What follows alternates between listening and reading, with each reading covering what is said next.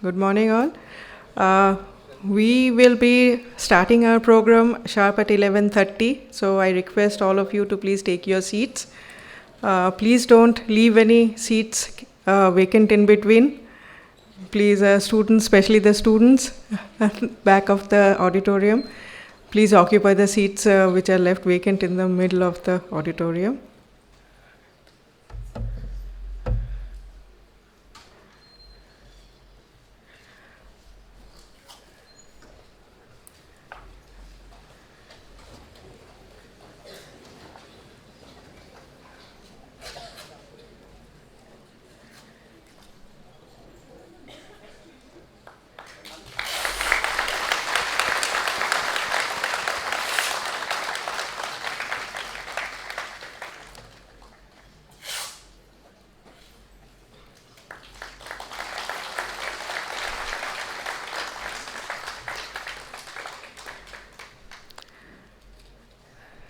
Good morning, everyone.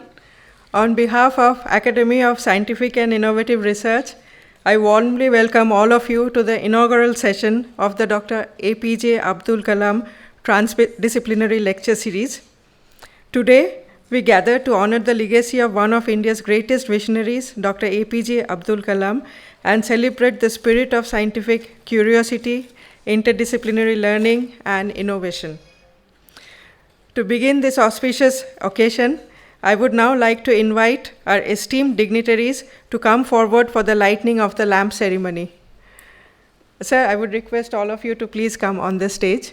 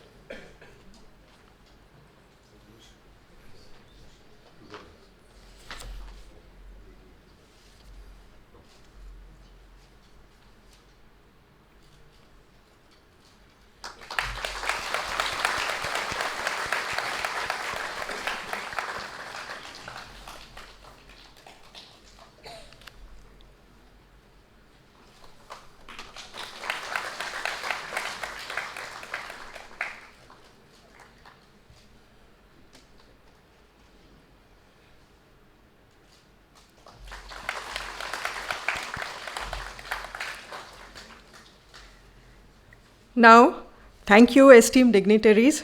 Now, I would like to request Professor Manoj Kumar Dhar, Director ACSIR, to deliver the welcome address and introduce this very special lecture series, sharing its vision with us. Please join me in welcoming Professor Manoj Kumar Dhar.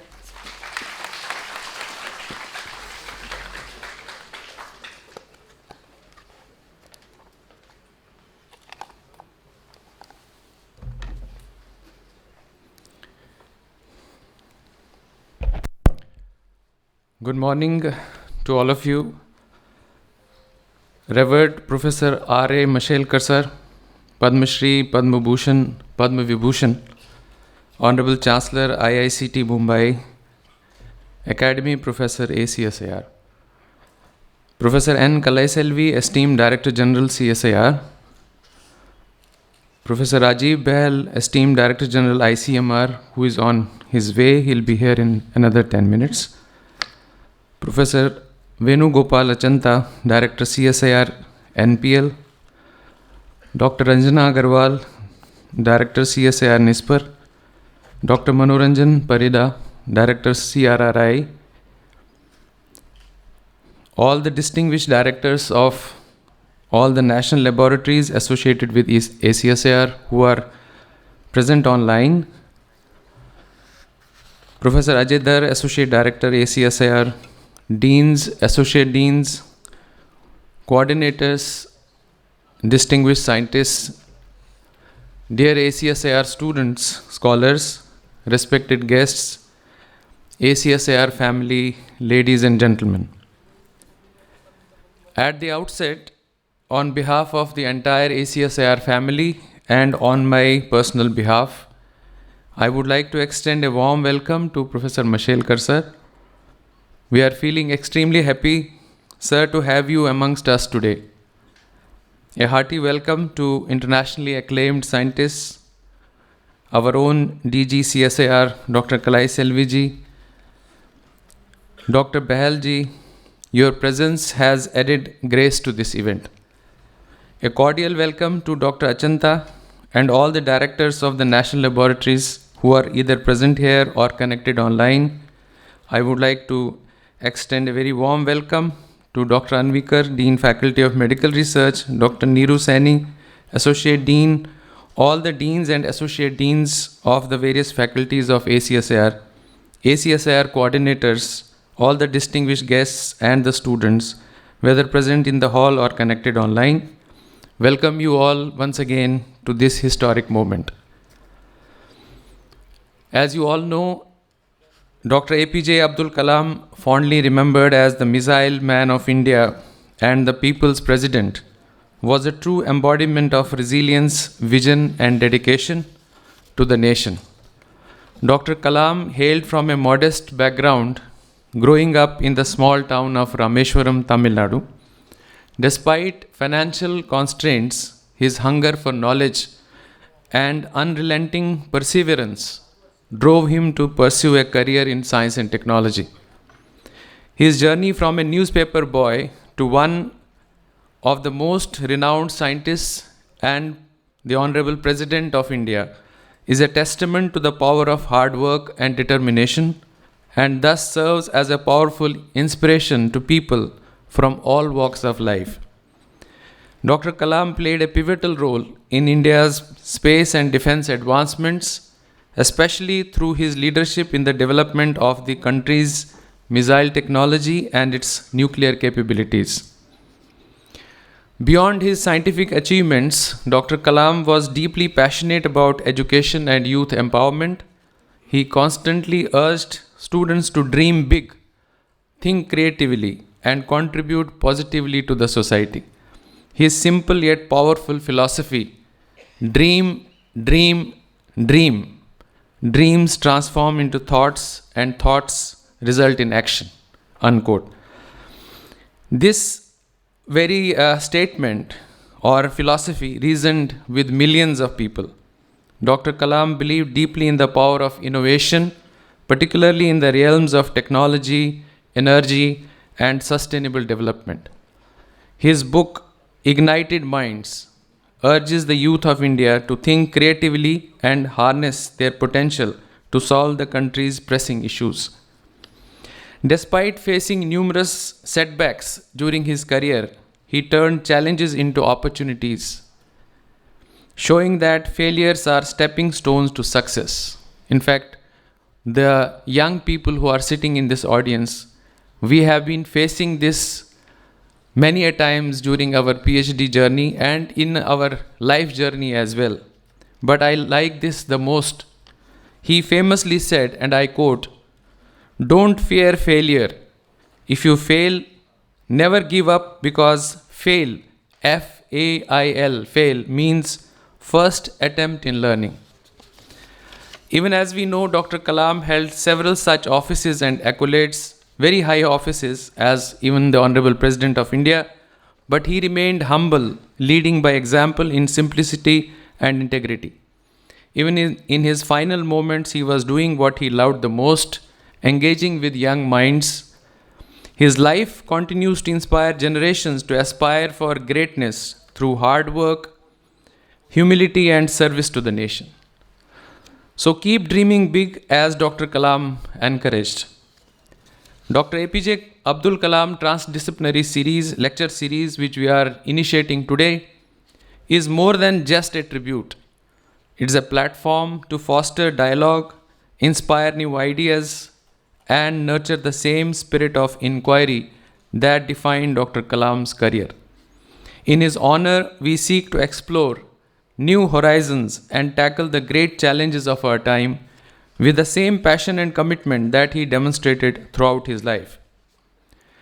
And ladies and gentlemen, boys and girls, who would have been the most appropriate person other than Professor R.A. Mashelkar to take us all on this journey of exploration, of innovation, of curiosity, of finding the truth. In our recent meeting at IIM Ahmedabad, I requested him to honor us by delivering the inaugural lecture in this series. And after hearing that the audience would mainly be the students of ACSR, he immediately accepted my request. Sir, I am deeply beholden to you for sparing few moments out of your very busy calendar to be with us today. Sir, this lecture is being attended by thousands of students nationwide who are connected online with us today. Dr. R.A. Mashelkar is another example of an inspiring person whose life and work embodies perseverance, innovation, and an unrelenting pursuit of excellence. Born in a humble family, he overcame financial struggles through sheer determination to become one of India's most respected and distinguished scientists. His journey from a small village to become the Director General of CSIR is a testament to his dedication. Dr. Mashelkar's work in polymer science and engineering has earned him global reputation. However, beyond his scientific achievements, what makes him truly inspirational is his visionary leadership in advocating for inclusive innovation. He believes that science and technology should serve the common good and that innovation should benefit the masses, not just the privileged few. Dr. Mashelkar continues to inspire generations of scientists, innovators, and leaders with his profound belief in the power of innovation to transform lives and society for the better. 14th October 2024 marks the beginning of a new chapter in the journey of ACSIR towards excellence. I am sure today's talk on balancing excellence and relevance in scientific research, lessons from my own book of life, as we'll be hearing it very shortly, will inspire the bright minds of our country. Most of you are here, and I am saying it with pride that ACSIR has the brightest students of this country, and more than 6,500 PhD students are on the rolls of this budding institution. And who has laid the foundation of this budding institution? None other than Professor R.A. Mashelkar. So we are deeply beholden to you, sir, and I am sure that your lecture will inspire the bright minds of our country and strengthen the belief that science and technology will be the key to achieve Vikasit Bharat 2047. I hope and pray that this lecture series ignites minds, sparks debates, and inspires the next generation of scientists. I once again extend a very warm welcome to all of you, and I would also like to extend a warm welcome to Professor Rajiv Behel, who has just joined us, the Director General of ICMR. Welcome to you, sir.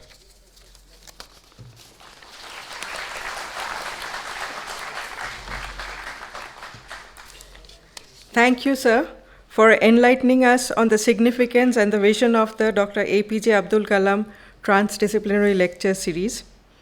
Next, it is my honor to invite Dr. Rajiv Behel, Director General ICMR, to share his remarks with the audience. Please welcome Dr. Rajiv Behel.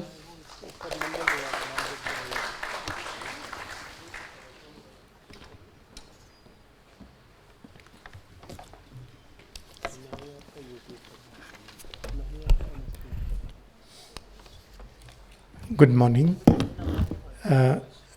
Respected Dr. Mashelkar, former DG CSIR, Dr. Kalai Selvi, currently DG CSIR, Dr. Manoj Dhar, Director of ACSIR, Professor Venu Gopal Achanta, Director CSIR NPL. It is all the scientists, faculty, and dear students. It is a great pleasure for me to be here today and share with you some of my thoughts on the working together of Indian institutions and some intersectoral collaborations between, let's say, CSIR in this case and the Indian Council of Medical Research. I am extremely delighted that with this collaboration that is been established for many years and has been enhanced in the previous couple of years, we have been able to have a joint program of work between CSIR and ICMR, including one of the cherished things that ICMR DGs have wanted in the past is to have an academy and have some kind of ability to do our own PhD degrees. So instead of doing that, what we have done as a mark of collaboration between Government of India's scientific departments is that we have joined hands with ACSIR, and with the good wishes and support and all the collaboration shown by Professor Kalai Selvi and Professor Manoj Dhar, we have been able to establish a faculty of medical research, perhaps the first in the world. Certainly nowhere else I have seen a faculty of medical research within an academic university within ACSIR.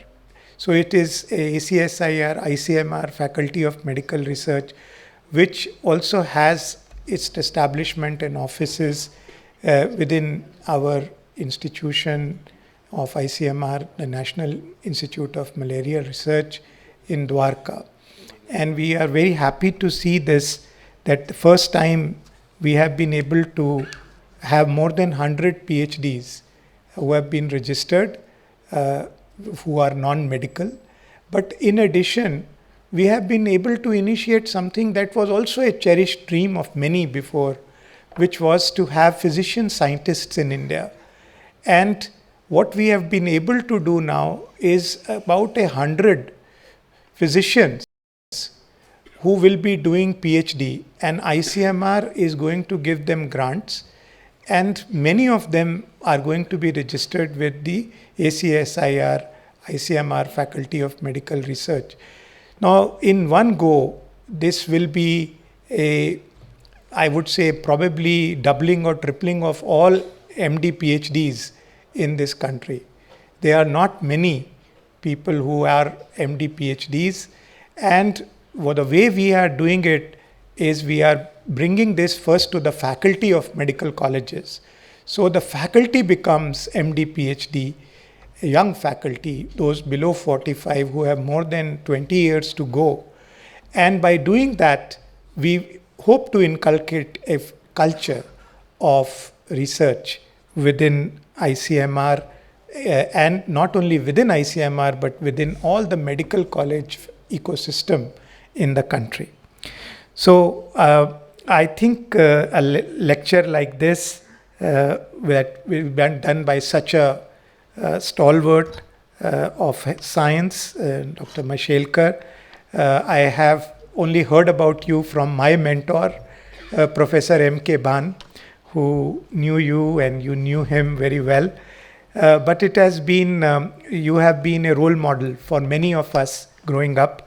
And it would be such a pleasure to listen to you. I am 100% sure that all the students who have gathered here will get a great deal of inspiration and from you, and in moving towards making India a powerhouse, even a bigger powerhouse for science and technology. Thank you. Jai Hind, Jai Bharat.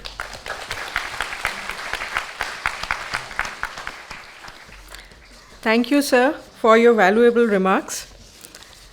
It is my privilege to invite Professor N. Kalai Selvi, Director General CSIR, to address the audience. Dr. Kalai Selvi has been a strong advocate for scientific advancement, and we are thrilled to have her with us today. Please join me in welcoming her, ma'am.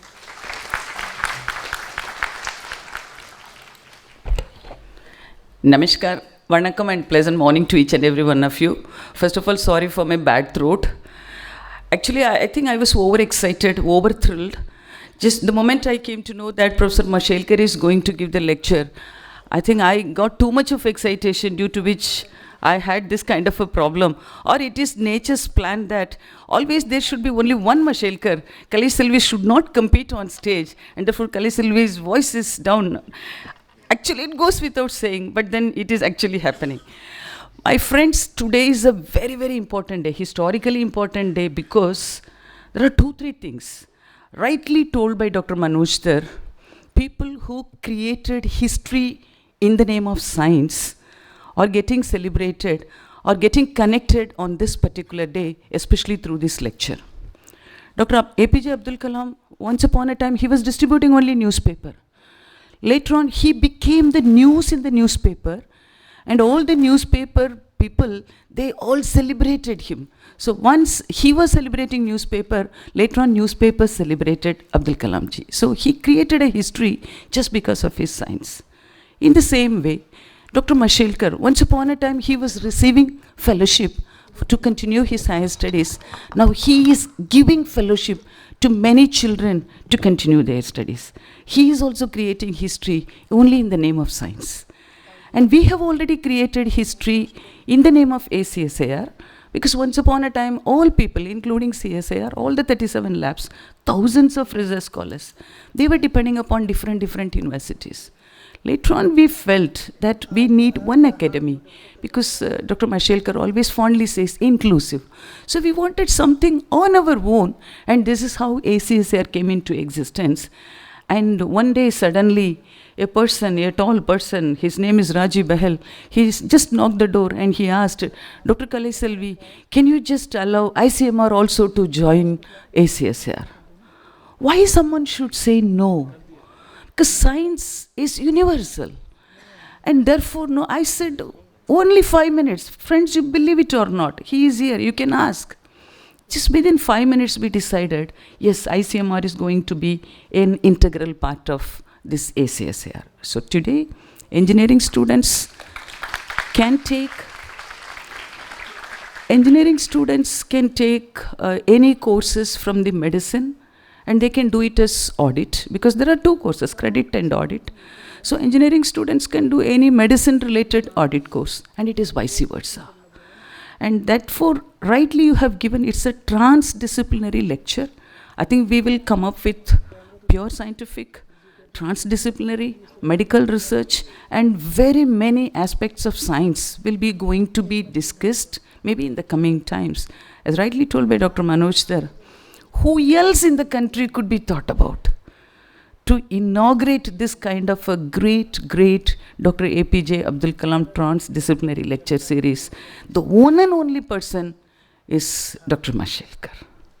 And therefore, sir, more than anyone here, I still recall the lunch that I took with you when I just completed my Raman Research Fellowship.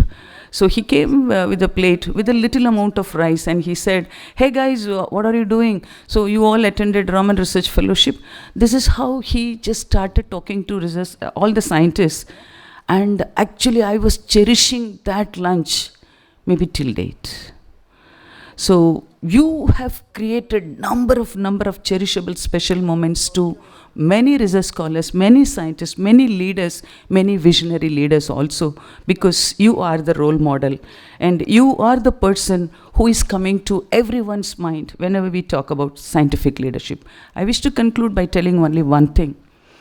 Normally I used to say, before even India got independence, the leaders, they were having the kind of a boldness, they were dared to plan that the country should have a Council of Scientific and Industrial Research.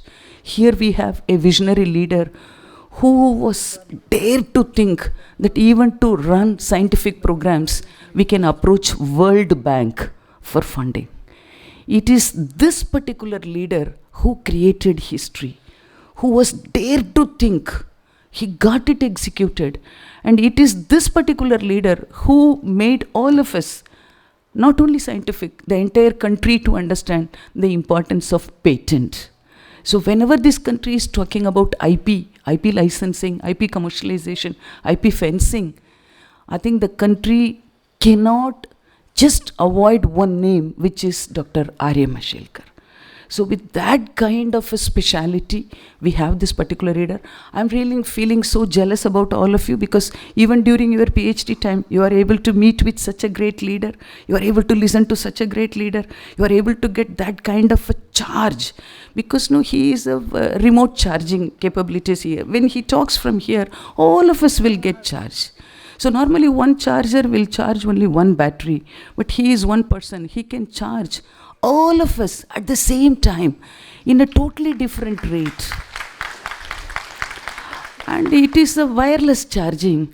Let us enjoy that kind of a, sir, I'm ready to get myself charged, because only throat is down, rest all I'm fine. Thank you so very much.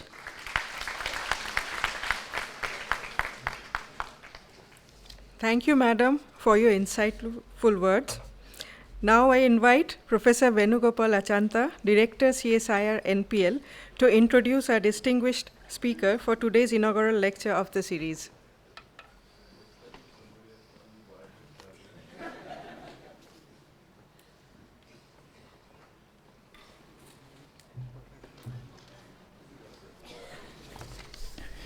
Good morning. It's my privilege and honor to introduce Dr. Raghunath Mashelkar. Most of us do not need an introduction, because we all know him and his greatness.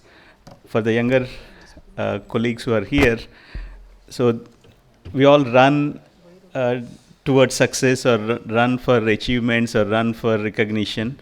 Here is one personality, a visionary, whose introduction, which I'm going to read, shows that we don't have to run behind them. They'll come to us if we do good work. Right? So Dr. Raghunath Anant Mashelkar is known for his own world-class scientific research and his transformative leadership of institutions. He has been an influential thought leader in shaping the science, technology, and innovation policies in post-liberalized India.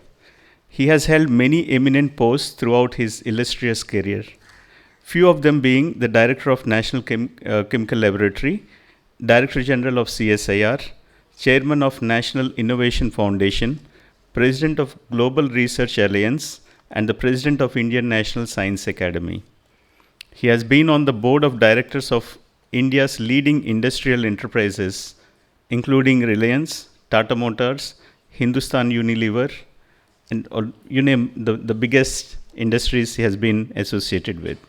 He has been a member of External Research Advisory Board of Microsoft USA, Advisory Board of VTT Finland, Corporate Innovation Board of Michelin, France, Advisory Board of National Research Foundation Singapore, among others. He has received a record 48 honorary doctorates from universities around the world. I'm happy to share that in 2 days' time he's going to get his 49th tomorrow, right? So tomorrow he's going to get 49th honorary doctorate, right?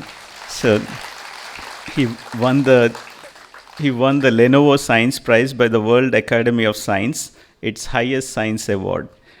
Dr. Mashelkar is the only living engineering scientist in India today who has received the topmost honors, namely the Fellow of Royal Society, Foreign Associate of US National Academy of Science 2005, Foreign Associate of US National Academy of Engineering, and Foreign Fellow of US National Academy of Inventors.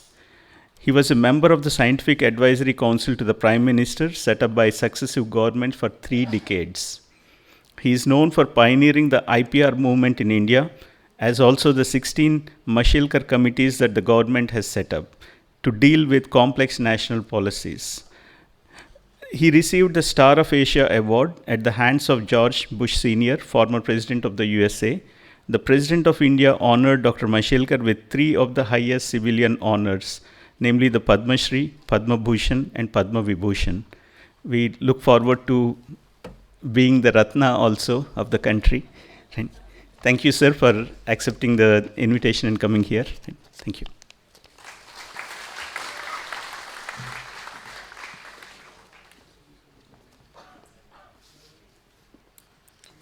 I now request Dr. R.A. Mashelkar to come on stage and please deliver his lecture.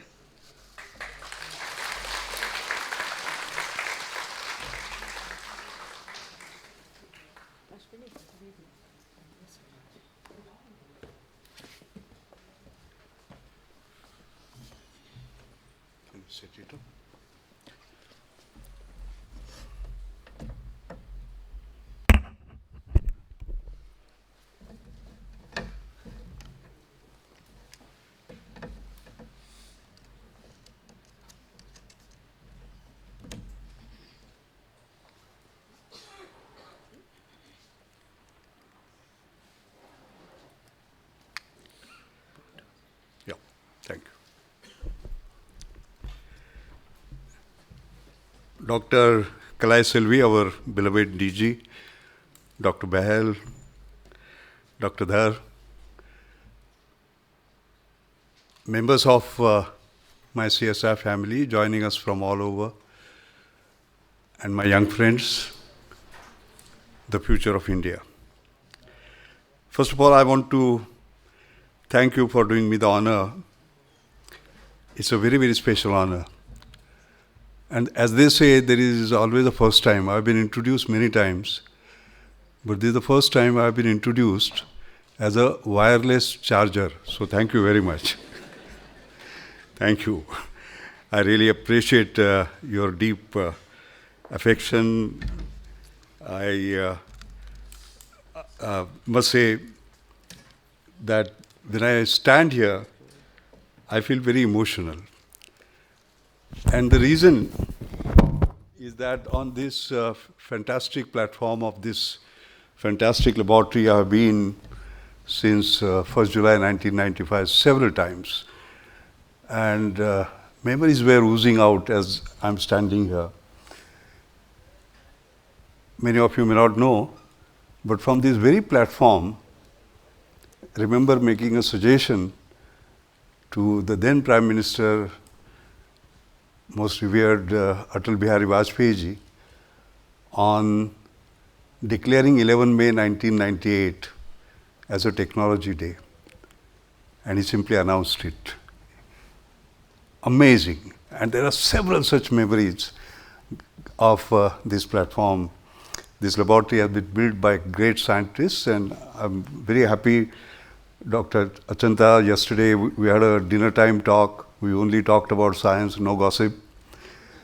And this morning I went and saw his quantum sensor laboratory. Amazing work, as a matter of fact. So I'm very proud of NPL. NPL was always a jewel of CSIR, and it continues to be one for, and will remain so for ever and ever. I'm very proud of ACSIR. When the idea was born, as you rightly said, I found that we had this great difficulty that we are doing research, doctoral research, our students, but they were dependent upon the universities. And many times, when you do transdisciplinary research, because universities are in silos, they were falling between the cracks and they wouldn't get a degree. You know, like you said, engineers can do medicine, and vice versa. That possibility was not there. And that is where the idea of ACSR was born. And I must give credit. It is not the power of idea, the power of execution that matters. And Dr. Samir Brahmachari was the one who really sort of moved it forward with all his energy. Actually, we have to remember him for that. And look at what shape it is in. Dr. Dhar, you mentioned about 6,500 ongoing PhD students doing their research. It's amazing. And also, I have seen, it's not the number that impresses me, quality. You know my penchant for excellence. And I'm very happy to see you rise in the national rankings every year.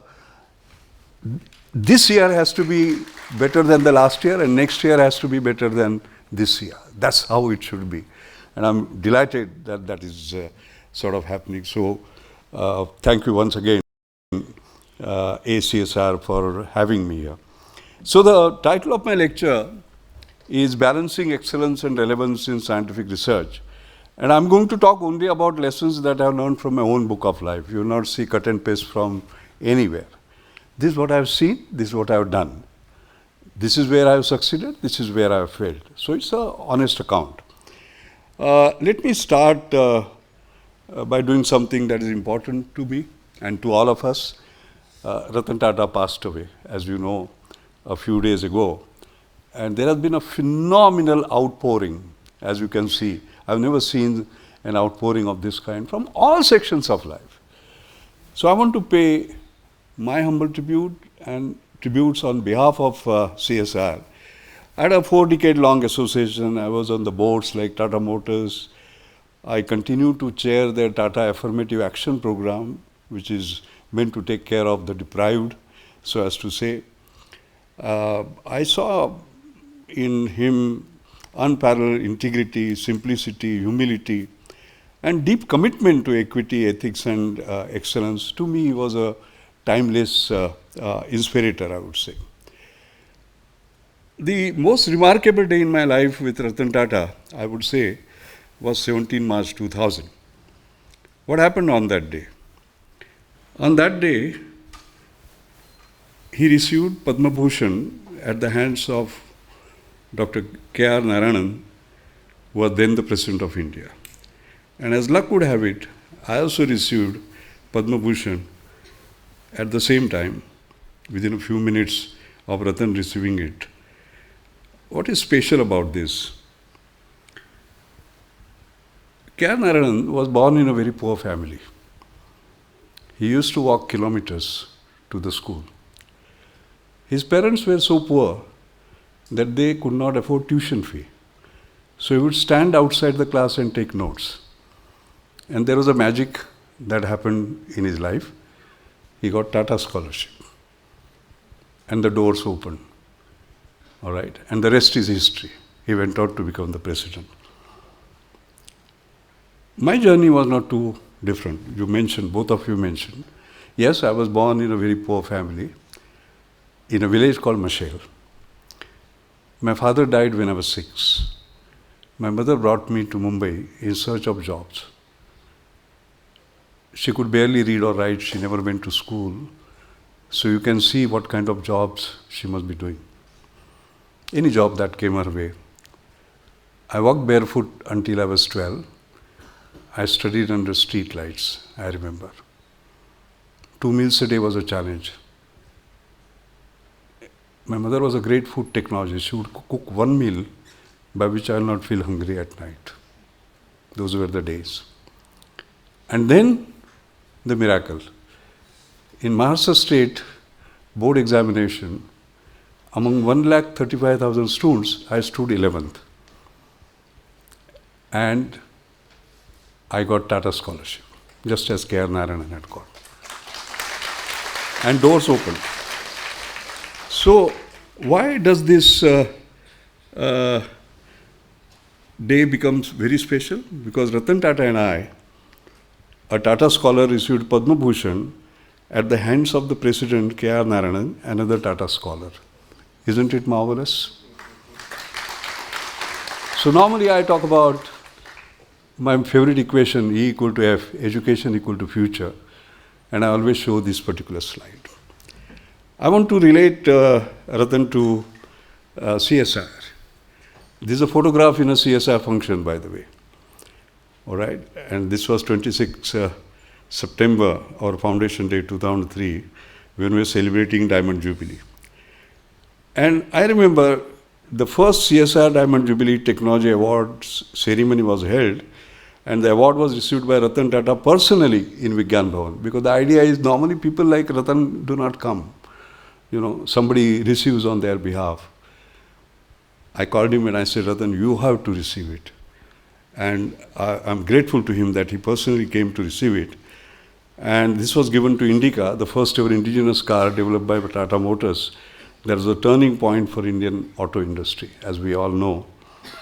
And what I want to recall is his words, inspiring words. And he said, we as Indians need to believe in our own capabilities. There is tremendous talent in young scientists and engineers. I think this country can shine far, far more than it has done so far. And that's what our Honorable Prime Minister is saying. When he says, Vikasit Bharat, come on, let's be in that top league. Let's be a leader rather than a follower. That's exactly what he's saying.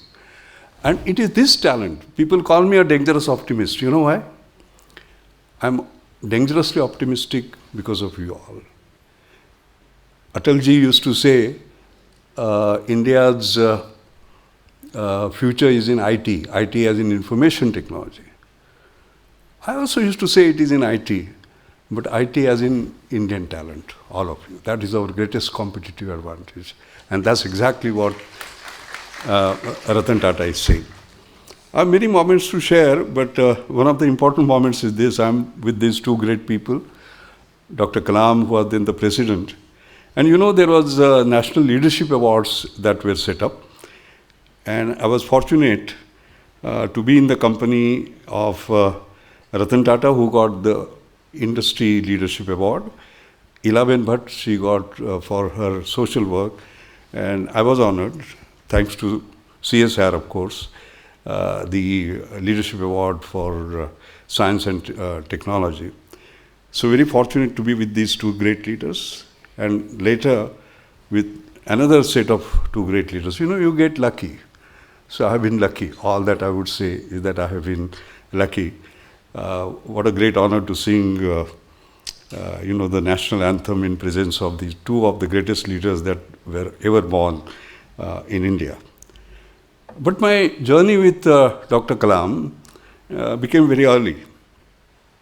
He was a member of our advisory board, by the way. Many of you may not know that. And I remember I took over on 1st June 1995 as DG CSR. And again, some of you will know that we created what was called as CSR Vision 2001. It was created in 1996. It was called Vision 2001. And I remember Dr. Kalam telling me, "Arey, not 2001, 2020 manao." I refused to do that. You have to disagree also with great people. Remember that. Why did I disagree? You know, Dr. Kalai Selvi, I was born in 1943. That means 2003 I was going to retire. I could have done it well beyond 2003, said nobody asked me. I said no. 2 years before that I should be judged. Before I retire. That's why it was 2001. Anyway, he accepted what I said. But that was our first encounter, I would say. I received a number of awards from him, one of them in this laboratory. This was done here, Dadabhai Nauroji Memorial Award. Then there was another Lal Bahadur Shastri National Award. This was in Rashtrapati Bhavan. You can see the leaders of the position in a smiling mood, and all of it was a wonderful function. And received a Punya Bhushan Award at his hands. And there was something special about Dr. Kalam, Professor Anil Gupta and I. We shared a common belief. And that belief was everyone is someone. Everyone is someone. And minds on the margin are not marginal minds. Okay? That is the grassroots innovation. And that is where National Innovation Foundation comes, with whom we have partnership over a long period of time.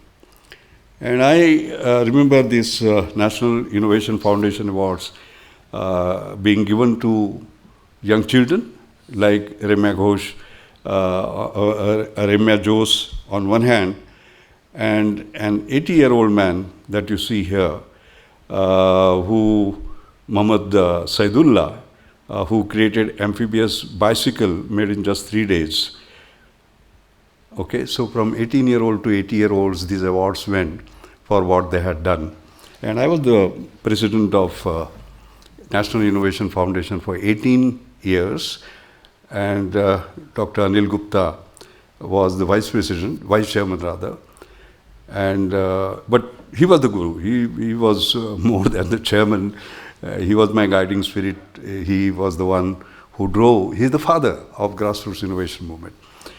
There is one particular thing I remember about Dr. Kalam in this context. When these awards used to be given, he used to hold a party in Rashtrapati Bhavan. Many of them were barefoot, by the way. Can you imagine barefoot people walking in Rashtrapati Bhavan on the lawns? And I have seen with my own eyes him serving tea to them, breaking all protocols. He is not supposed to do that. President is supposed to be serving the tea.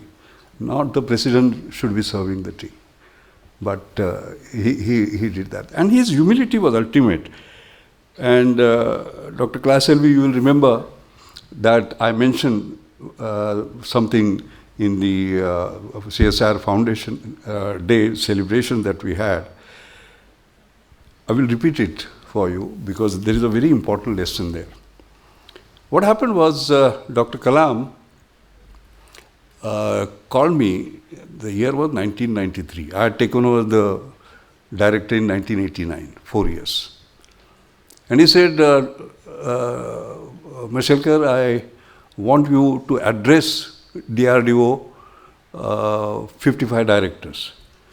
And similar wording he used, charging. Charge them. It's a simple job, by the way, charging. He asked me to do that. So then I said, of course, his wish is my command, and I said, done. He said, what will you speak on?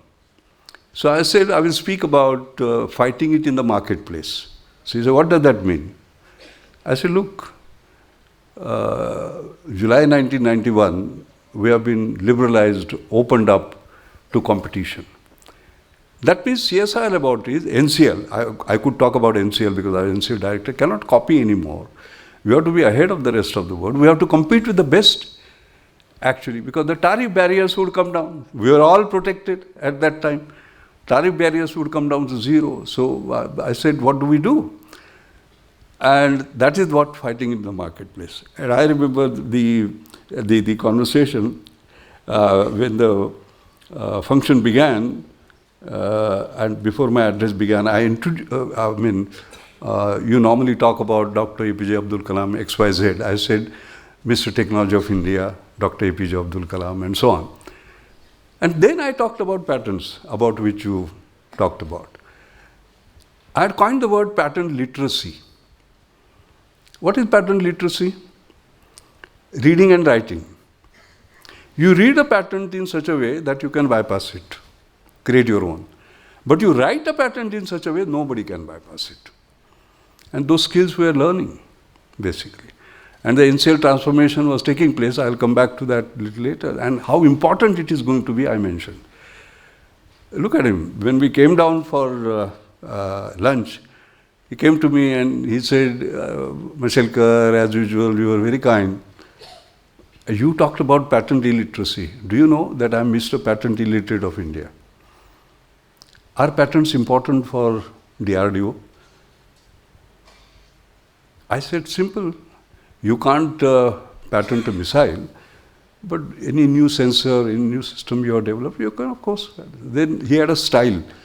He asked somebody, hey, come here, listen to Mashelkar and do what he says. And that is where the DRDO systems were set up, by the way, of IPR. CSR did not do good to itself. Many of these, like ICMR, including ICMR, the early days, Indian Institute of Science and so on and so forth, we helped them set up those systems. But it tells you about the humility of the man. Serving tea to the barefoot grassroots innovators, calling himself an illiterate. Can you just imagine? That was his greatness. So one message I want to send you all is humility is the key. When you become great leaders, you have to become great leaders with humility. All right, that's the point.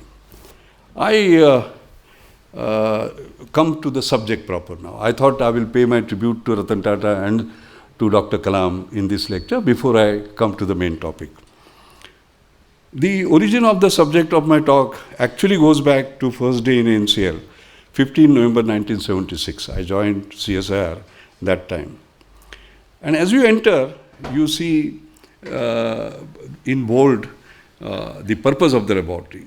It says the purpose of this laboratory is to advance knowledge and to apply chemical science for the good of the people. Advance knowledge, excellence in scientific research, and to apply his relevance to the society, relevance to industry. Right there it has been put up. Can you just imagine? I have not seen better wording so far. My initial journey was tough because I was trained in rheology and non-Newtonian fluid mechanics, and I needed a Weissenberg-Gregor. India did not have foreign exchange. Digitally clearance, not manufactured in India certificate. It will take me 2 years.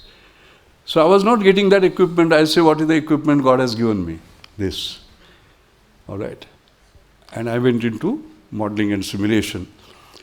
And I leveraged, there was a company for whom I was doing industrial consultancy, and on polyester fiber manufacturing, I had a student, Ravindranath, and he and I wrote a series of papers, because the entire chain, transesterification, pre-polymerization, polycondensation, the rest of it, actually, we simulated, and I had an understanding with the industry that the new knowledge that will come out of it, that means advancing knowledge, we will publish. But its implication in terms of bringing economic benefits to you, that is the economic relevance part of it, you can do. Can you see the understanding? And both happened. And in fact, I started the work in 77, and as you know, it takes 5 years to get the Bhatnagar Prize, and I got the Bhatnagar Prize in 1982. All right, that was, I would say, excellence that was sort of rewarded. But in terms of relevance, you can just see the economic relevance of NCL PET modeling. First of all, the IOC Futura plant in Madras optimized the PET production plants. They produced more by using the same assets, so as to say. They could get more from the same assets. Secondly, the fiber quality improved because our modeling gives clue on eliminating side products that were causing coloration, so they produced better quality and fetched more margins. Then Kernath, my student, was employed as Spentec as their polymer modeling chief, and when he went around, he found that even other countries such as South Korea were using our NCL models. So when you create a public good like that by publishing, you do good to many, by the way, all right? And those benefits are accrued to many. Then Reliance, the world's largest PET producer, used these models for process optimization, quality improvement. Then in our paper, the last paper was solid-state polycondensation. You know, you have these PET bottles. They are done by solid-state polycondensation of PET, okay? Higher molecular weight. So we had done the modeling on that because there were some challenges in terms of understanding certain anomalies. And that gave us the clue on why can't solid-state polycondensation be used for polycarbonate, okay? And I and Dr. Sivaram were traveling, I remember, from Pune through Delhi, and I said, Sivaram, why can't we do it? Because he was the polymer chemistry head. He said, but Dr. Mashelkar, if this was possible, GE would have done it. Because they were the leaders, 40% of world market share. I said, maybe they didn't think about it. And we put Iyer, his student, and my student K.R. Nath, all right, and we had a breakthrough in terms of a US patent. Because by that time, we had changed the paradigm. Not publish or perish, patent, publish and prosper. So there was the first patent, US patent, and then came the macromolecules paper, by the way. If it was done the other way around, it would not have simply worked. And then, of course, the US patents on solid-state polymerization, the GE-NCL partnership raised something, I mean, gave something like $15 million, huge amount of money at that time. But this also led to other multinational companies setting up their R&D center. That was actually the trigger. And I remember the very first day, June 1989, when I addressed the NCL staff, and we broke all safety rules. And in that auditorium of 540, we had 1,100 people. Should never be doing that, but anyway, that was how it was. And I remember that day very distinctly. And I said, we have a challenge. Because any time NCL does something which is ahead of the rest of the world, Indian industry says, but have they done it? Has Japan done it? Has US done it? Has Europe done it? Or if they can't do it, how can you do it? So I said, forget about it. What am I selling? Knowledge. What is my market? Global. So I said, let National Chemical Laboratory be International Chemical Laboratory. And that was daring, because I was talking about licensing US patents to US companies. And we had 0 US patents in 39 years. How did I do that? I did that because Sivaram was sitting there. I did that because Paul Ratnaswamy was sitting there. I did that because I believed in them, that they would do that. That is the confidence a leader must have in his team. I made that promise, and that promise worked out. Because I said patent, publish and prosper, it had these meanings. Publishing is scientific excellence, but patenting, because it's a usable knowledge, you license and you make money. It has economic relevance. So don't look at patent as just a document. Look at it as a relevance in terms of making economic sense, so as to say, or bringing economic benefit. And the journey is very clear that first reverse transfer of technology, we did licensing 3 US patents for $1 million. And then strategic alliance followed, cash flow $15 million. But most important was exposure and training of NCS scientists to world-class R&D management practice, so as to say, because they were partnering. When you run with the best, like what we are saying just now, Gopal, when we are saying that you must partner with the best in the world, because then you have to run at their speed, otherwise you will crawl. That's what happened. So we developed those sort of skills. And then Jack Welch, Chairman G, asked, if they are so good, why are we not there? And Jack Welch R&D Center came up. And I remember in 1995, I had given, and this was before my taking over as DG, this lecture on India's emergence as a global R&D platform. And you know who chaired it? The then finance minister. Do you know who he was? Dr. Manmohan Singh. People, you know, I'm known as a dangerous optimist anyway. So people thought crazy, what is India's emergence, etc., etc. But I'm very happy that the emergence of India as a global R&D hub has taken place. There are more than 1,200 companies which are today in India, some of them generating 1/3 of their IP. But this was envisioned at that time on the basis of what? Indian talent. That is our power, actually. Now, coming back to the excellence and relevance bit, let me show you one of the early materials in the polymer science engineering lab that we developed. You can see here we have a polymer in which a powder in which you put water, you stir it, as you can see, and then it is amazing that you turn it over, it has absorbed it all, like Agasti, you know, drinking the entire sea, and you can see the entire water has been captured. This is a super absorber. 1 gram can capture 100 gram, 200 gram, 300 gram, and so on. Now, application of this was, of course, known in developed world, that was to retain water in the diaper, okay? But could that be the application for us? No. That is again important. You have a scientific breakthrough, but it has to be relevant to our nation. That's what we are discussing in Director's office at that point in time. So what was the relevance? This was the relevance. What happens? You have rains, they come, for a couple of weeks, the rains vanish. What do you do then? Okay, that is where we thought we could use this material, we call it Jala Shakti.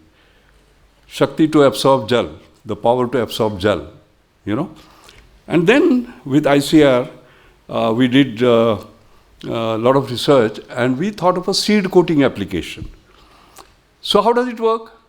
You coated those seeds, you put them in the soil, first rain comes, it absorbs all the water, rains don't come, doesn't matter, it keeps on supplying water, so as to say. And we got some fantastic results out of that, and then we actually commercialized it.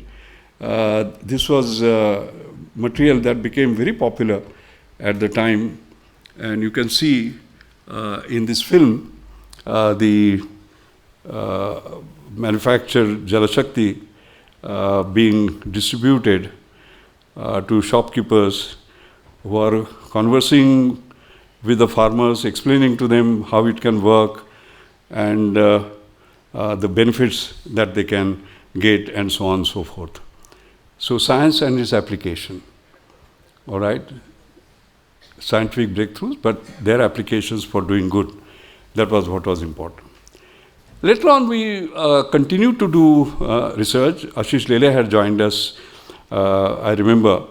And then we started looking at these polymers in some depth. And we found that some of them had these peculiar characteristics.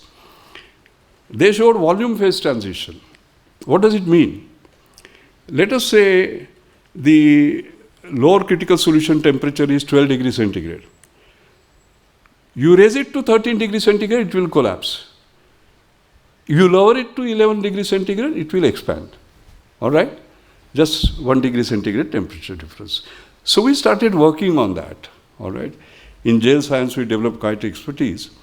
And I remember in MIT, there was a meeting that was held, which arose, as a matter of fact, out of a paper that I wrote, which I'll come to later on. And the word about our work had already gone around. So this company called Gel Science and Technology, they invited me, and they asked a very interesting question. You know, you have the shoe, and you can put an insert. And the temperature from tip to toe is not the same, by the way.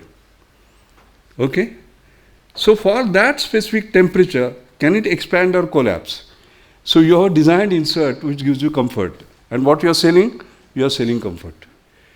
But for that, you have to be able to design precisely. Okay? So they asked me, the temperature variation from tip to toe can be 5 to 6 degrees centigrade. Can gel sense temperature differences of 5-6 degrees centigrade and change shape accordingly? This was the problem. So many times when you partner with industry, this is what you get. You get an inspiration for a new challenge, and then you develop science. Many times you develop science and that becomes important. It's a cycle, by the way. There are no compartments. And we went into this, and what we found was that although you saw that 1 gram of polymer absorbing 200 gram, there was no understanding on why it happens, basically. There was no, and Tanaka from MIT had discovered this phenomenon, but he was using Flory theory of solar networks, and it was not applicable since it was neglecting the critical effects because of this was happening, that the difference in compressibility and specific interactions, when it was hydrogen bonding and so on and so forth. So it was the genius of Ashish Lele and his students, actually, that we developed this lattice fluid hydrogen bonding model, which for the first time introduced hydrogen bonding as well as the hydrophobic interactions. And we had a perfect match between the experiment and the theory for this particular specific model system that we had. That means we had got the hold of taking charge of the molecular level interactions and create a model which could sort of produce it. And this is, of course, you can see we started getting new insights. As you can see at the critical solution temperature, you have you can see here at this temperature, basically, the polymer and the hydrogen bonded per chain, basically, and solvent, those dramatically come down, whereas the interpolymer hydrogen bonds per chain can sort of increase. So we started getting these insights.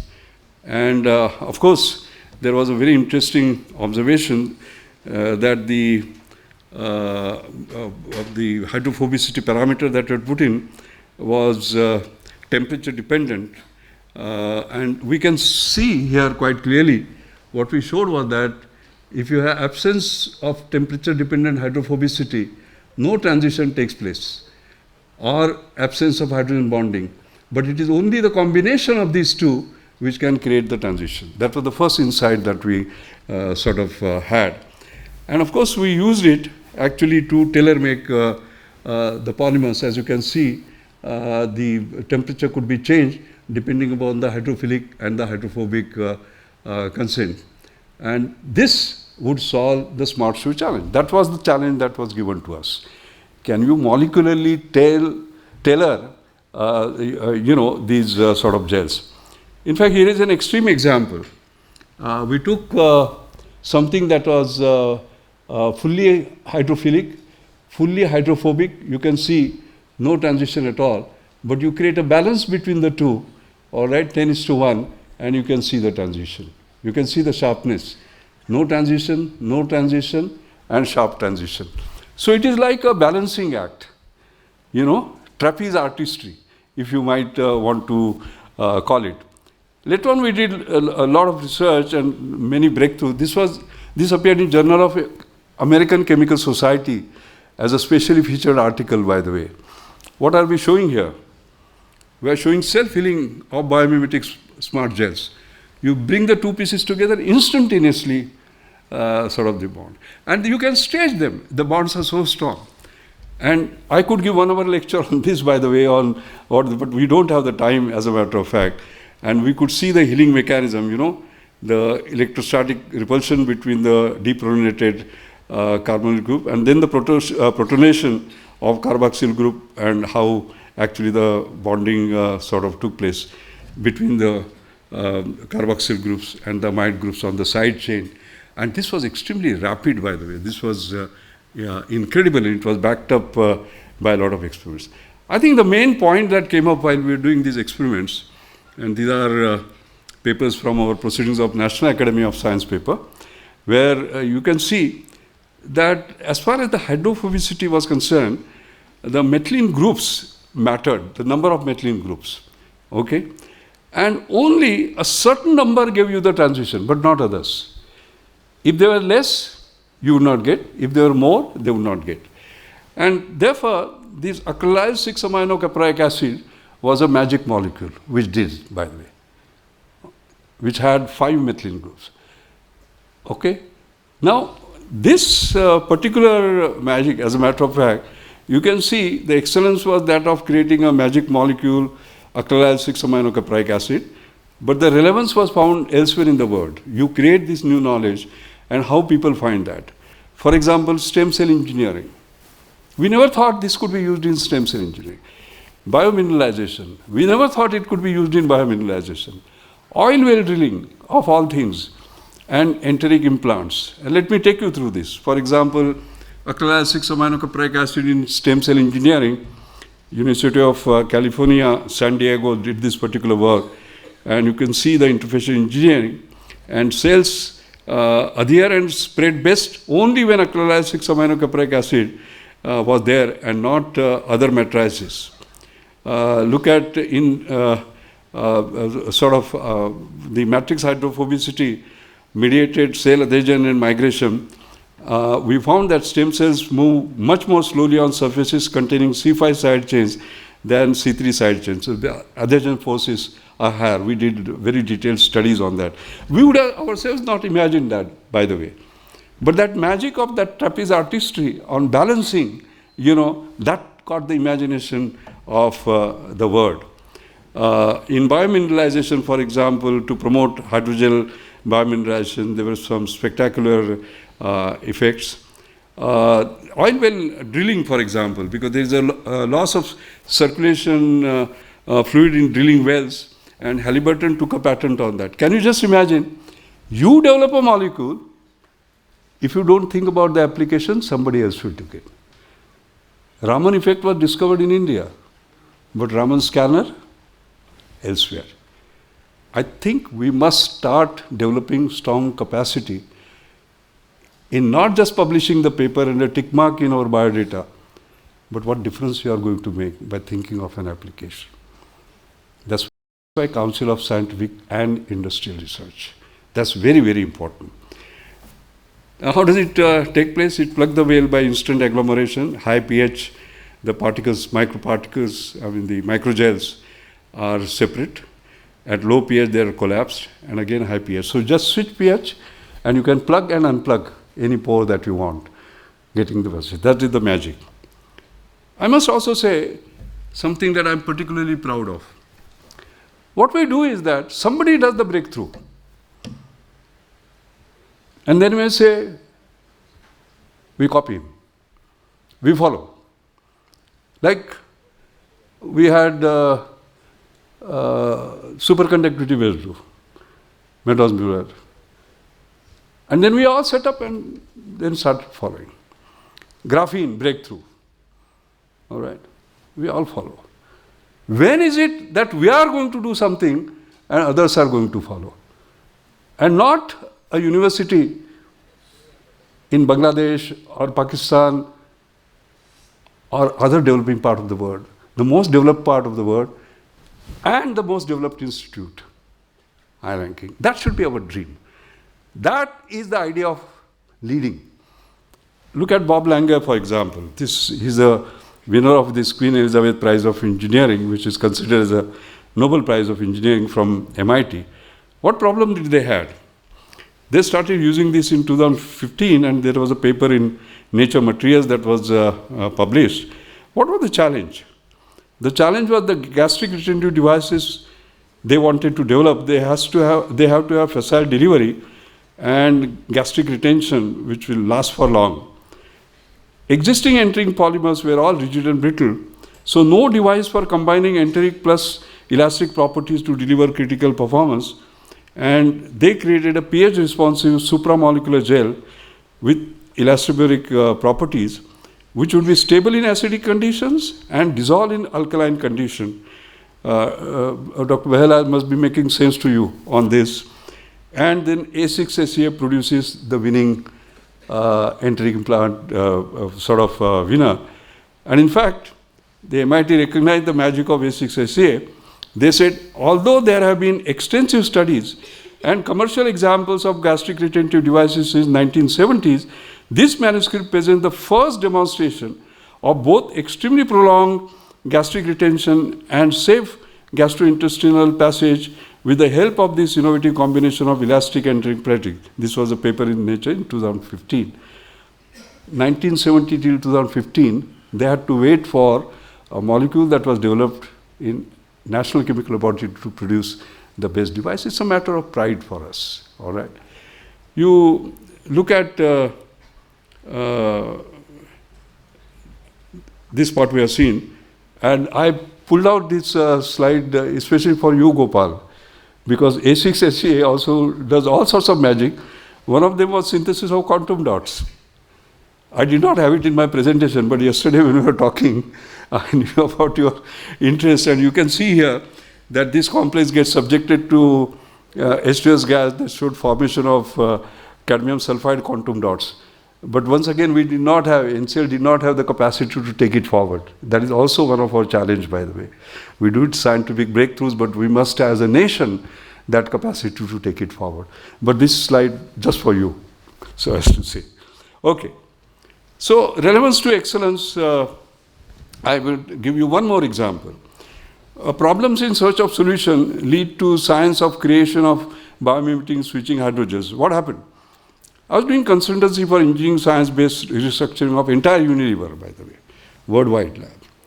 Okay, and there I went to one of their labs, which was Vlaardingen in Netherlands, and they asked me, can we create enzyme that can switch on and off at will, at command, so that in the metabolic pathway we know their role and we can switch them on and off when we want to get the product that we want.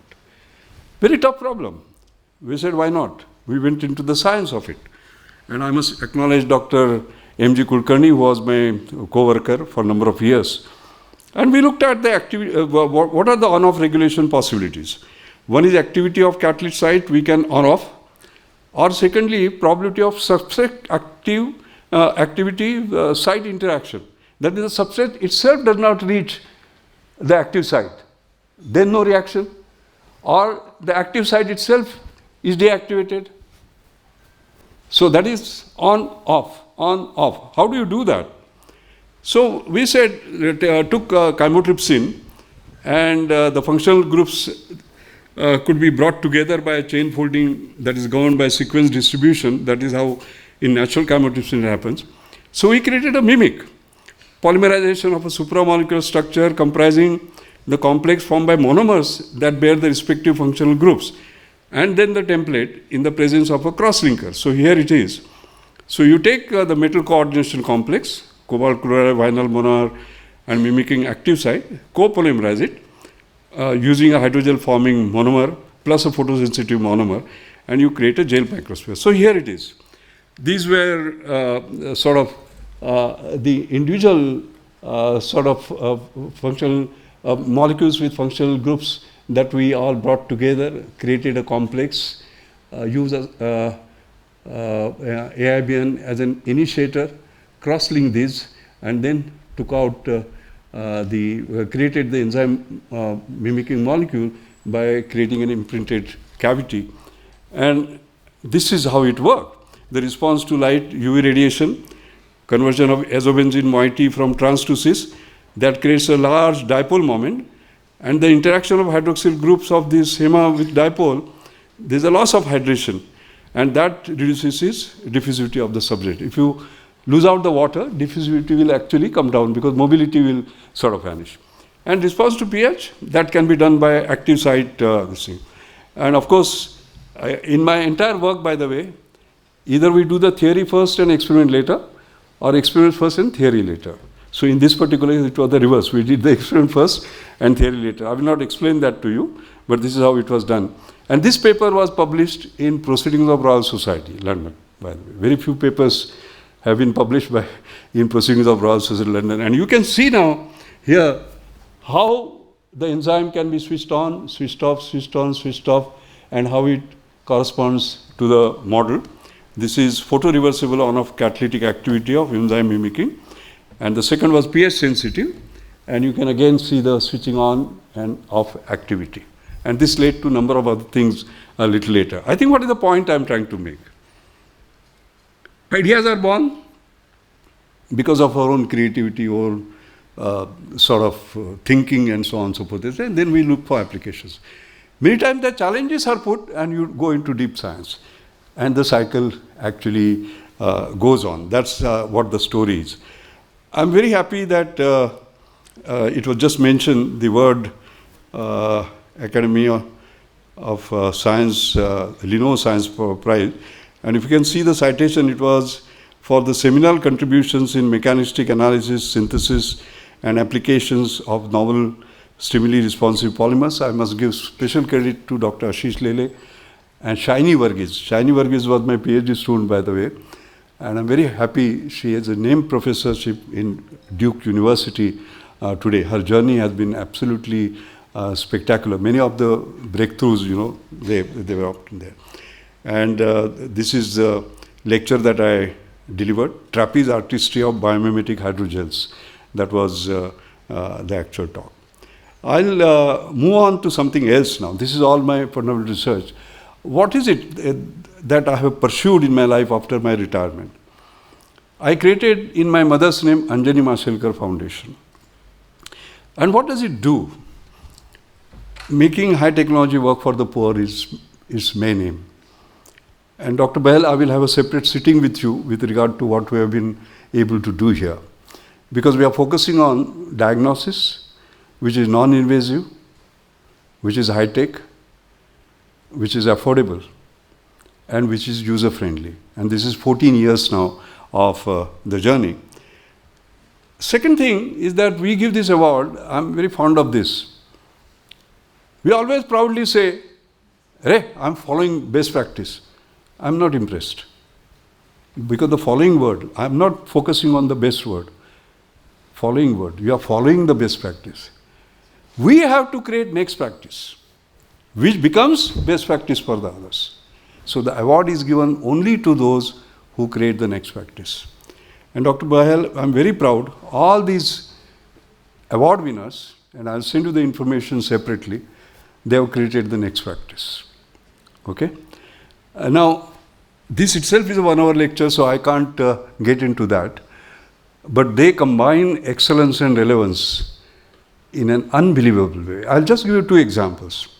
Take, for example, diagnosing respiratory problems using cough biomarkers. Okay? You use spirometer normally.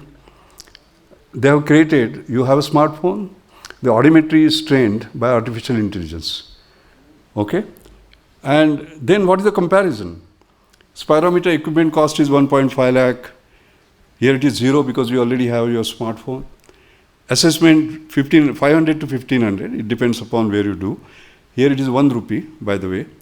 And the results take 90 minutes because you have technical experts and so on and so forth. Here it is instant.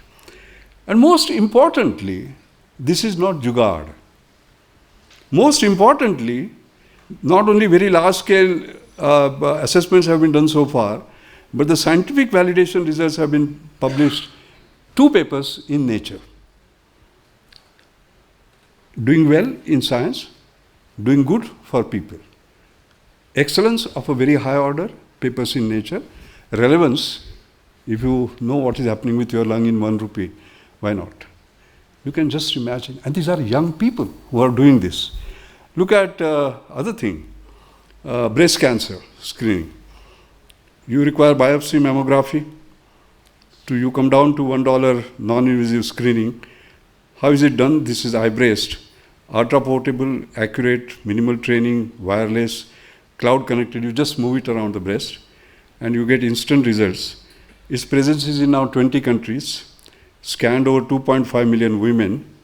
Goa, for example, did 1 lakh screenings, found 34 positive. They are now doing 1.5 lakh more. We did something for ASHA workers, 5,000 of them. As you know, ASHA workers are overworked, underpaid, and unskilled. Nobody looks at them. There was an NGO who came and said, let's do that. And it is spreading all over, as you know. But most importantly, iBreast was recognized as the most innovative non-invasive diagnosis in the Lancet Oncology journal. Excellence of the highest order, but $1 screening, which is non-invasive, no pain, no radiation, no mammography. Look at these Exostat units. They are stripped to 20 countries. What does it do?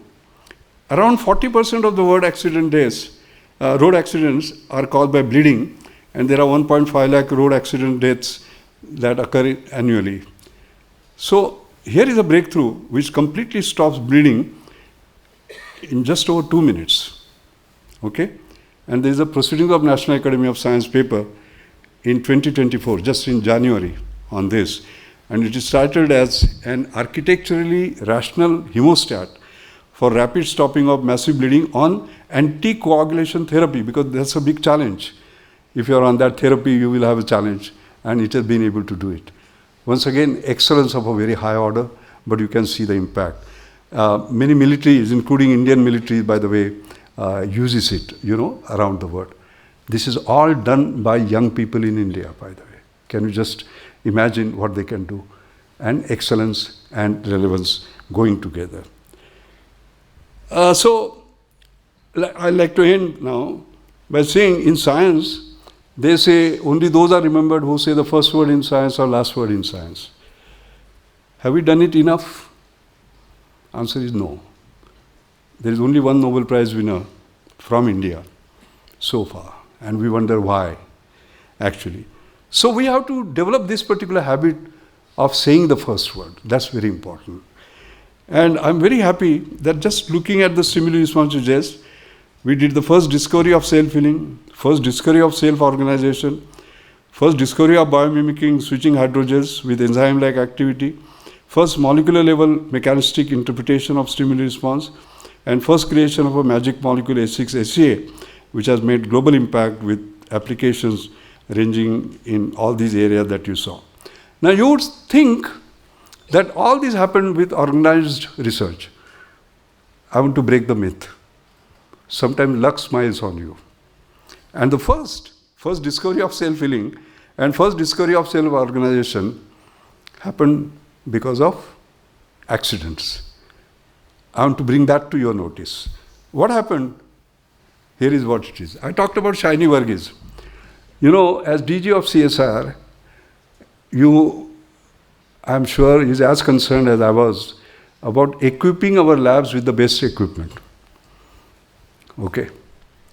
We are much better today than what we were in my time. I remember 80 years, I don't want to get into the detail how we started.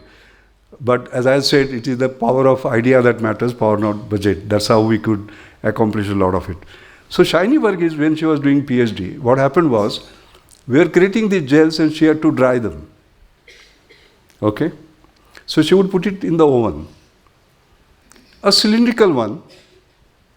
Following morning she comes and she sees that the cylinder has turned into a sphere. Okay? And you can see that. The drying in old oven, as it is shown, actually these were the spheres that were getting born. So she changed, there was a queue, by the way, for ovens. That was the poverty that we had. There was only one new oven. So one day she said, why don't I sort of use the new oven? And she used one, and cylinder remained cylinder, as you can see. Why? So that girl was crazy. She actually woke up the whole night to see how the magic was happening. Didn't go to sleep. And what she found was, the old one was rusted. All right. So there was iron and other metallic impurities that were coming, but they were acting as metanyl complexation, of those carboxyl groups. And the rest of the story, as you know, was happening in terms of their turning spherical. In fact, that led us to showing the biomimicking self-organization. As you know, the sidophores 100 nanometer and coconut 10 centimeter. But in between this was this acrylamide 6-amino caproic acid gel. So what was happening was that on the cylinder, when you have these acrylamide 6-amino caproic acid, the carboxyl groups, okay, and metal ion complexation takes place, and then the dimer formation, then it is stretching, and then it is breaking, and the entire thing, we did detailed studies to show how it was actually happening. We were the first ones to show. In fact, Nature called it Indian rope trick, by the way, sort of referring to this particular publication. And this led to, of course, a lot of other. I think the central point I'm trying to make is that breakthroughs will take place. Eyes do not see what the mind does not know. You have to sort of remember that. And many breakthroughs, many Nobel Prizes have been won, including penicillin, because of accidents. Many accidents must be happening in CSI labs. They could lead to such sort of breakthroughs, I would say. I have a paper, those of you who are interested, Fun and Joy of Science, Learning from Anomalies and Discontinuities in Current Science. It describes how it works and what you need to do and so on. So that is one point. And before closing, I wanted to say, that's why I applaud the partnership that you have created. And I must say that in 2007, you must be knowing the school, HST school, which was created by MIT and Harvard. The way it came, Health Science and Technology, the way it came was very interesting. MIT said we are great in engineering, but not so good in medical science. Harvard said we are great in medical science, but not so good in engineering. And they created HST school together, like what we are doing now. Not because we are not good in, but coming together. And I was a visiting professor there from 2007 to 2015. 8 years I was a visiting professor. And one of the papers that came out from there is here. Actually, it shows a reporter nanoparticle that monitors the anti-cancer efficacy in real time. This is a PNAS paper, by the way. Can you just imagine if you are able to do that in real time? And there, as you can see, the major thing was we had, this was a biology-inspired engineering of a simple 2-in-1 reporter nanoparticle that not only delivered cytotoxic or an immunotherapy payload to the tumor, but also reported back the efficacy in real time.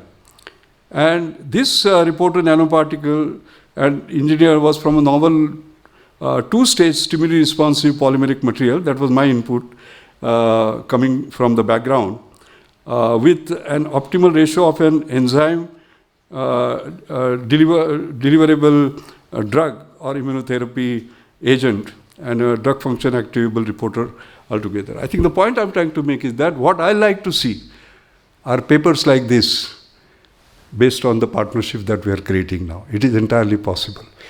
And you will find here that there are a number of disciplines which have come together. In fact, 8 disciplines, by the way, actually they came together. In fact, I had given a lecture on this bottlelessness and how it works. And just for chemical engineering, I had shown how different fields interact. We work in isolation.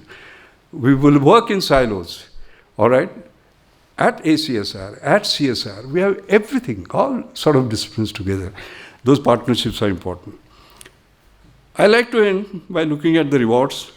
As far as excellence was concerned, I was elected as a fellow of Royal Society and happened to be one of 3 Indian engineering scientists elected in 364 years now. Now only 2 because Rodam Narasimha passed away, myself and Professor Sharma. But what I'm more proud is only 3 FRS in the history of CSR, SS Bhatnagar, AP Mitra. I fondly remember Mitra, by the way. And I deliberately chose this photograph so that you are reminded of what AP Mitra was. Actually, his entire joyful character is seen here. I didn't want to see him in a tie, that's why I picked this up. And myself, there should be many, many more, by the way. That is the level of science we have to do.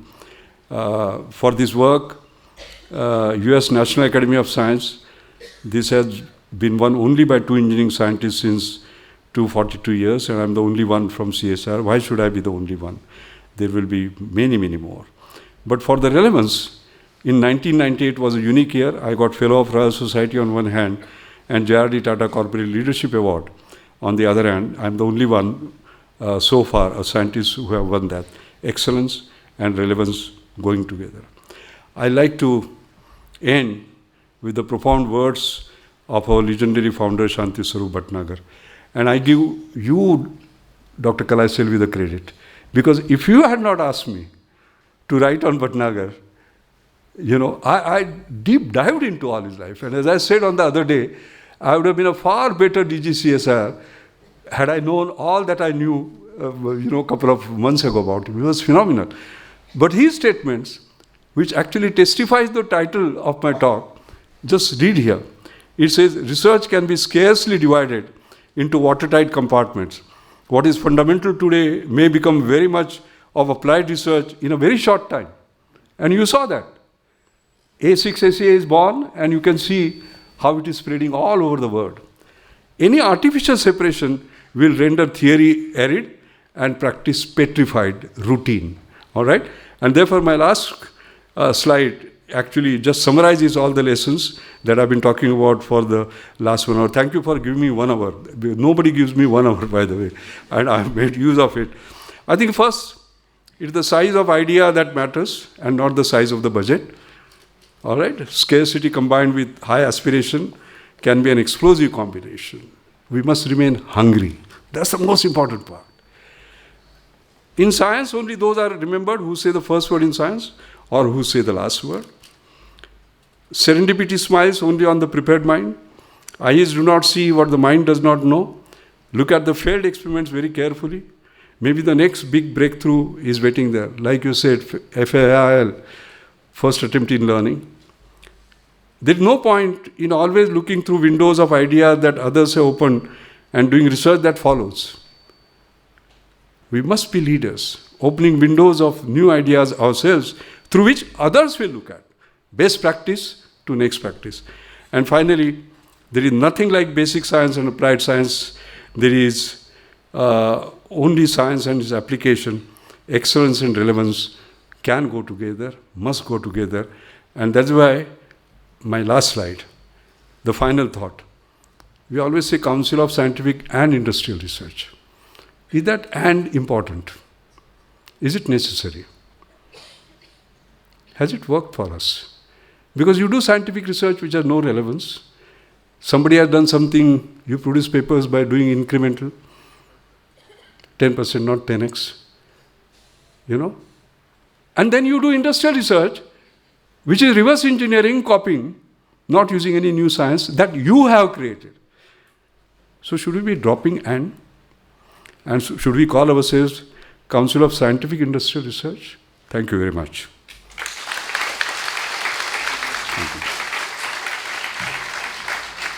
Thank you. Yeah. Huh? Oh, okay. Thank you, sir, for your inspiring and thought-provoking lecture. As an audience, we had thoroughly enjoyed the lecture. I'm sure all the students will greatly benefit from your inspiring words.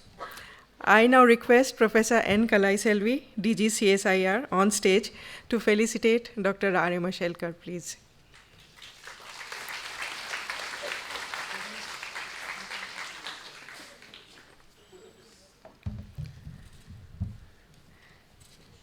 I also request Professor Manoj Kumar Dhar, Director ACSIR, Dr. Rajiv Pahel, DG ICMR, on the stage, please.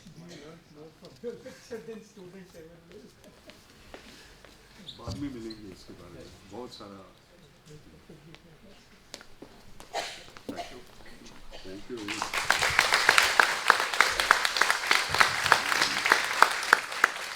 I request Professor Manoj Kumar Dhar, Director ACSIR, to felicitate Dr. R. A. Mashelkar with a small token of appreciation.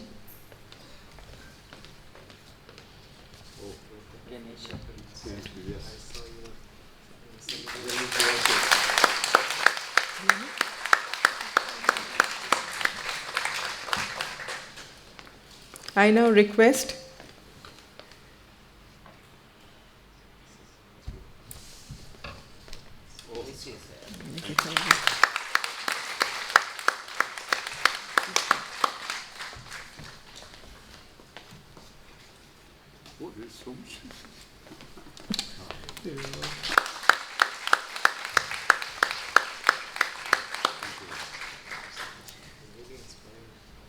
I now request Professor Manoj Kumar Dhar to please present a plant to Dr. Rajiv Pahel, sir.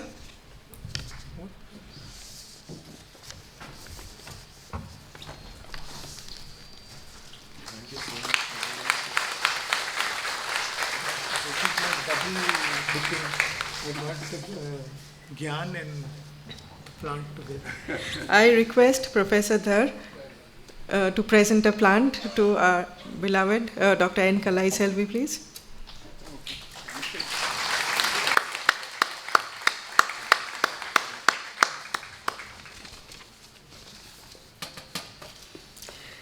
As we conclude the remarkable event, I want to thank each and every one of you for being a part of this special occasion.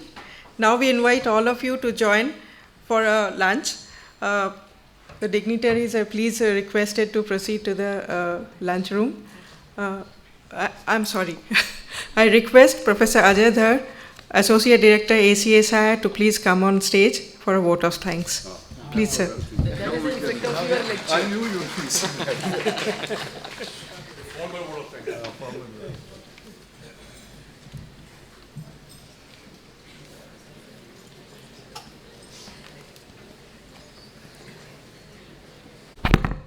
On behalf of CSIR, it is my privilege to propose a vote of thanks on this occasion. First and foremost, of course, I would like to thank our beloved Professor R. A. Mashelkar. Our heartiest thanks to you, sir, for sparing your time to share your inspiring thoughts with our young students. Actually, I have been hearing Professor Mashelkar ever since I was a very young scientist in this very laboratory.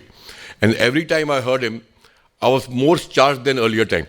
And even at this age, and the more important thing is, even at this age, I want to start science all over again. Thank you very much once again, sir, on the behalf of ACSR and all our students.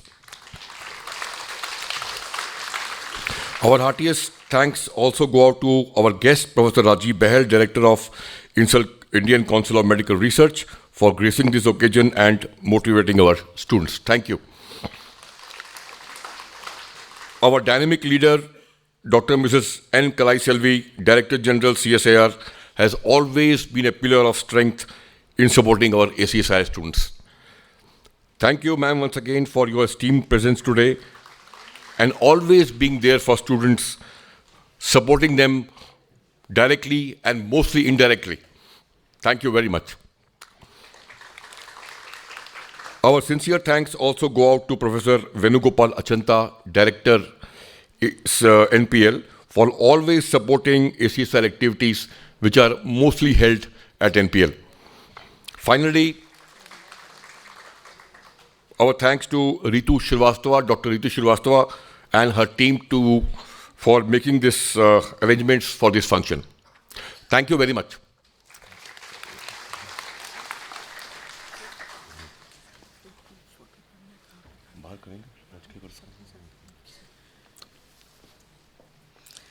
I now request all of you to join us for a lunch. The students, the faculty are requested to proceed to the front of the auditorium, and I request all the dignitaries to proceed to the VIP dining room for lunch. Thank you so much, everybody.